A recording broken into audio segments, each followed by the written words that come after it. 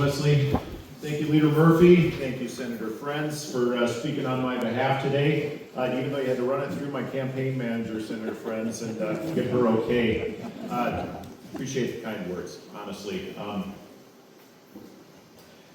I'm so glad that you all came. When we started getting RSVPs to this, we thought, okay, the shop's going to get full, and then we started getting tables and chairs, and we thought, we might not have enough. What a great problem to have today. What a fantastic problem to have today. So, I'm not quite as polished quite yet. I've got written remarks today, but I just really want to speak from the heart first. We have so much work to do over the next 15 months. If I accidentally slip and say we're going to kick Whiskey's ass, please, I apologize, especially to the grandkids that are here. But we do have a whole lot of work to do. We're going to share this journey together. I cannot do this by myself. In fact, we already have a fantastic team. This didn't just happen overnight. So if you are one of these strangers I didn't know a month ago, or the relatives that I've had forever that helped to make this look this way, please raise your hand and please let's give them a round of applause.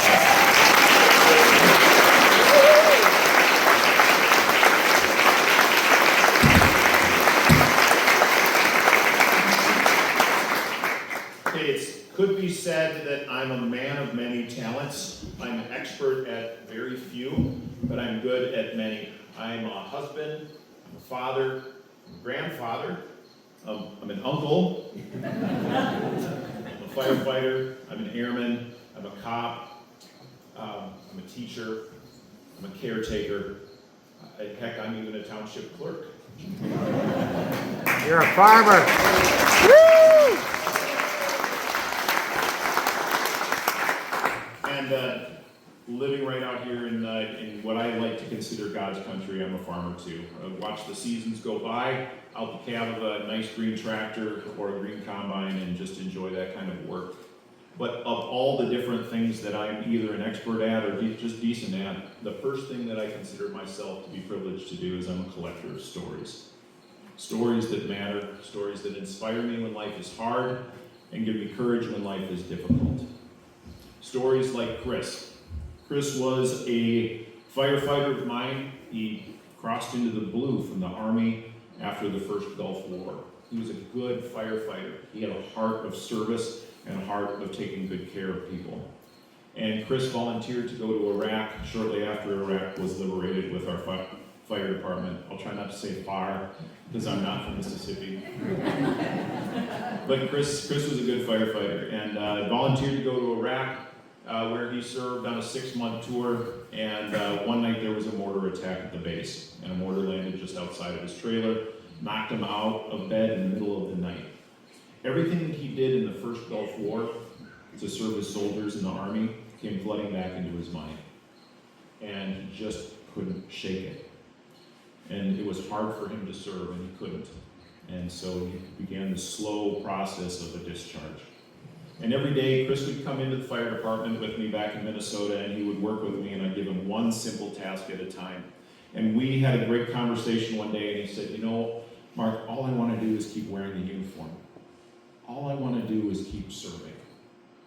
He had the heart of service, but it couldn't break through the mind that was damaged in the battlefield.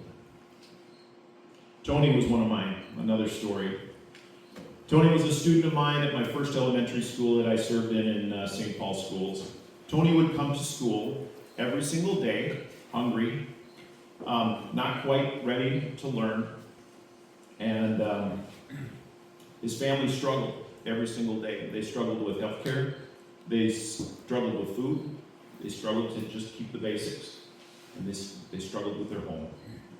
And one day I needed to do a home visit with Tony and his dad at a hotel just off I-94 because they had just lost their home. And Tony still needed to come to school. Now Tony's dad was a veteran, he was big, he looked like a professional wrestler, and he had a really intense stare. He's a very intimidating guy. And I sat there in that hotel room with Tony and his dad, and Tony's dad just looked at him and said, son, can you just work as hard at school as I do trying to take care of our family? You see, Tony's dad realized that in Minnesota and in his family, learning is really important, and we work hard for it. Lisa's one of mine. Lisa became a child of a single parent in her early teenage years after performing CPR on her own father. She and her sister and her young brother went through their growing up years, relying on the assistance of the programs provided for by the greatest country and the most affluent country on earth. A country that provided for her citizens assistance through Social Security for food, for health care, for education, for housing. And years later, this well-educated and very strong woman found herself walking the path of the single parent herself. Again, relying on the programs provided for by the greatest and most affluent country on earth, as she sought certification in the medical field and her boys went through their growing up years. You see, all these stories have changed the people that have gone through them, but they've also changed me in learning them. Chris, that heart of service shared by nearly every single veteran, a heart of service that calls out long after they've taken the uniform off to keep doing something that's bigger than yourself. That's why I can't stand back and watch what's happening happen without doing something. That heart of service I still believe that every single Minnesotan has to make their neighborhood, their community, their country, and their state a little bit better in whatever way that they can. Tony had that story of struggle that reinforced in me the need to have compassionate and caring public servants. The story of a kid who also had a story behind him. A family that valued learning even when it was hard. And that shows that in Minnesota we do value learning. We work for it. And we see that education is made more efficient and more effective when we take good care of the kids that are going through it. And that includes feeding our kids when they come to school.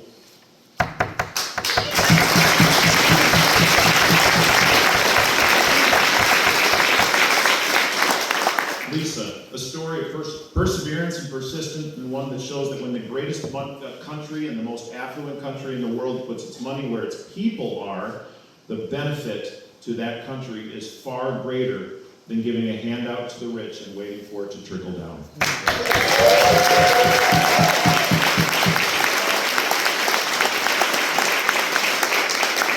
And Lisa's also taught me that our lives are made better, especially mine, when we listen to and follow a well-educated, smart, tenacious, fantastic, powerful woman.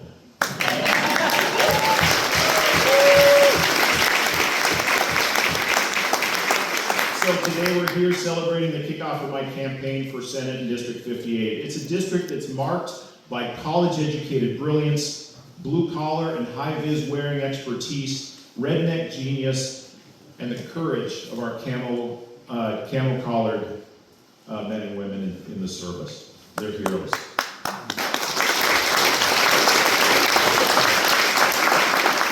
People ask me what District 58 is like. Well, I'll tell you, we celebrate Czech heritage on one end. We foiled bank robbers in the middle. We celebrate the best damn dip for your chip in the center. Top tater days, it's a thing. And it's gonna get bigger. And then we stretch right to the Mississippi where we surround Hastings on both sides. It's a great district. It goes from one end to the other, and scattered throughout all that real estate are people who classify themselves as either red people or green people, depending on the tractor that they drive. It's a trick question. There's a lot to take care of, and there's a lot of listening to do in order for us to serve those really rich and diverse communities in the district. We need to carry the value of working hard, that people like Lisa and Tony's dad and everybody that balances that parenthood and their own forward progress that they have to shoulder. We need to respect that, like Tony and Chris, everyone has a story of struggle behind what we see, but they also have an expertise built on their experiences. So we have to listen to what they have to say and understand that their struggle isn't ours. It isn't always visible, but we all share the benefits of their success, because if they succeed, we all succeed. If our immigrant communities succeed, we all succeed.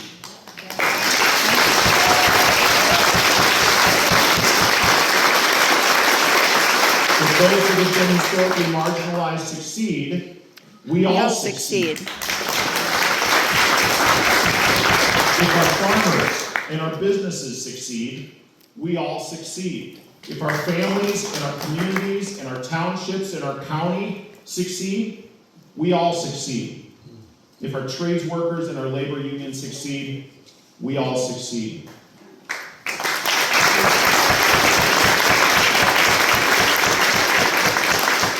I believe that success has a place. And the party that works hard to bring all forward instead of works hard to push some back, that's the one that deserves to lead in this state. That's the one that deserves to lead in this state.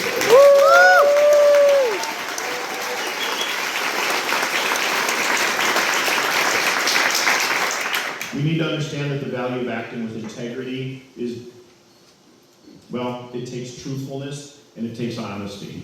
That words and actions have meaning, and we are accountable for them. Integrity in this race is not standing on a platform and shouting fraud, fraud, fraud, and giveaway of wasteful resources. We don't do that while we work to line the pockets of the most wealthy. And then we stand on that same doggone platform and we shout that people just need to pull themselves up by their bootstraps when they can't even afford slip-on shoes for their kids for back to school.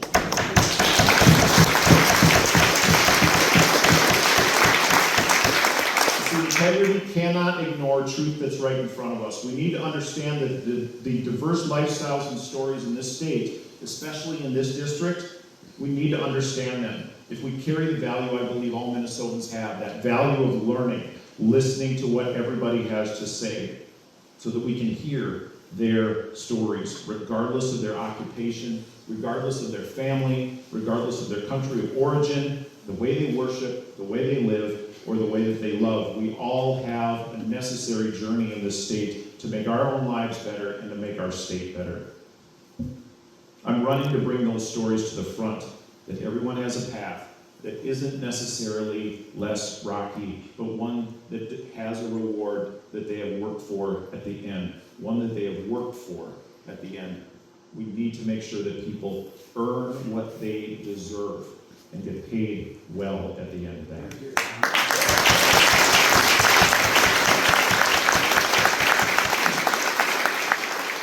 Behind me are two flags, and obviously one we don't fly anymore.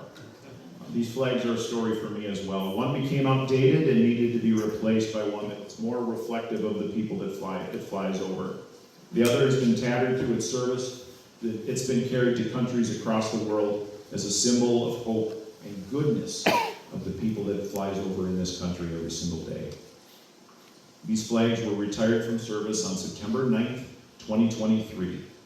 They were taken down the morning I gave up responsibility for the 1,200 airmen and their families who I loved dearly, and the mission that I worked hard for 33 years.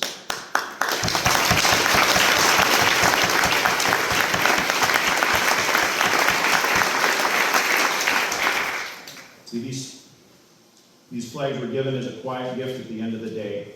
And I slipped out the back gate, and I took the flags with me and all the stories that surrounded the people that they flew over. Stories that made me a better person, still committed to serving the public, to work hard, to act with integrity, to value learning, and stories that still inspire and motivate me today to bring to our policies and our politics and our communities that treating all with care and respect is a Minnesota core value that we all need to get back to. These stories and experiences gave me a strong understanding not only of the liberty that I worked to defend, but that liberty is best when it is given to others as a gift. The stories and experiences gave me a true understanding that I, like all of you, are a patriot, not defined by some narrow and strict adherence to one or two picked or chosen amendments to the Constitution, but that the whole Constitution needs to be protected and defended, and that does not exclude liberty or others.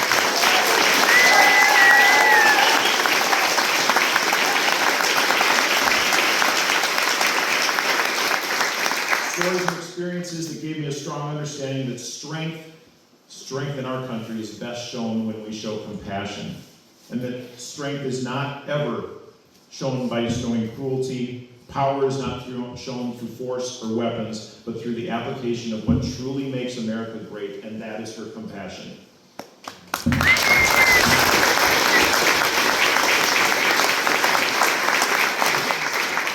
I'm running in this district because I believe that the people in this district deserve a better choice in who represents them. A choice that allows them to trust that I'll bring the work ethic shaped by a farmer and reflected by a single parent. The integrity of a service member who knows that words have meaning, and the sense of serving others reflected by a veteran who just wanted to keep serving.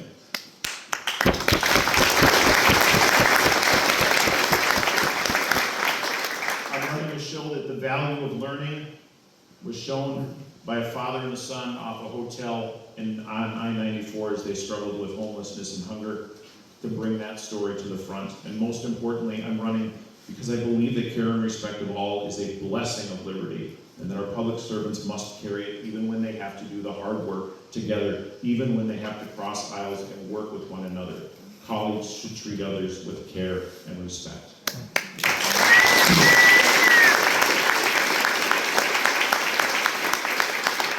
Okay, so let's do this.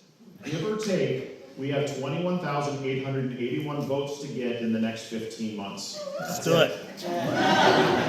Give or take. But we're going to do more than that. We're going to make sure that all the college-educated brilliance, and the blue-collar expertise, and the redneck, high-vis wearing genius, and the courage of the camel-collared people is heard in SB58, that they find their place in this campaign, that we listen to their stories, and we send a message to the guy that we have as our senator right now, and anyone else that's spewing the far-right January 6 to 9 dumb and dangerous stuff on the far right, that we've got better things to do. We've got grown-up issues to solve, and it's time for them, quite frankly, to step aside. We need to get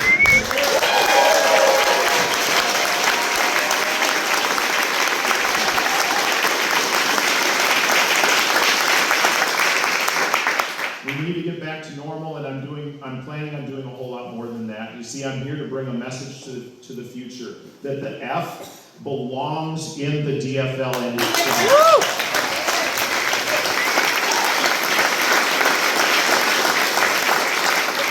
I've done a lot of hard jobs, and I've worked really hard in my life, and I believe that the L deserves to have its place in this party, that they are heard, that they're respected, and those stories are told, and they are protected in what they do.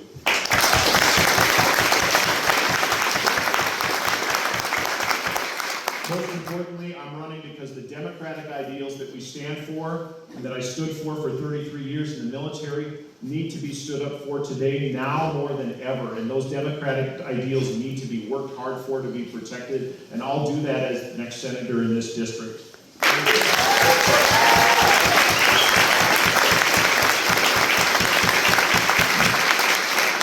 So look, I'm incredibly thankful for all of you for coming today. I'm going to ask a favor. As you go, we have a lot of good volunteers around here. If you can think of 10 people that you can tell us that want to share in this journey, want to come along, are willing to give of their time or their treasure, or anything else to help this campaign, we got a lot of work to do in the next 15 months. And please let them know. I'll make calls to them personally. Maybe I'll send them a postcard. Maybe I'll get friends to help me write postcards. That'll be even better. Take their help. But we really, really do need a lot of help in this campaign to make a big difference. 5% seems like a lot, but I think we can really, really do this. Like I said, it's only give or take 21,881 votes. But regardless, the work that we do together, we faced a lot of hard work together, but we're going to get things done. We're going to do it one door knock, one living room, one meeting, one phone call, and oh yes, if you haven't already, one donation at a time. Thank you all.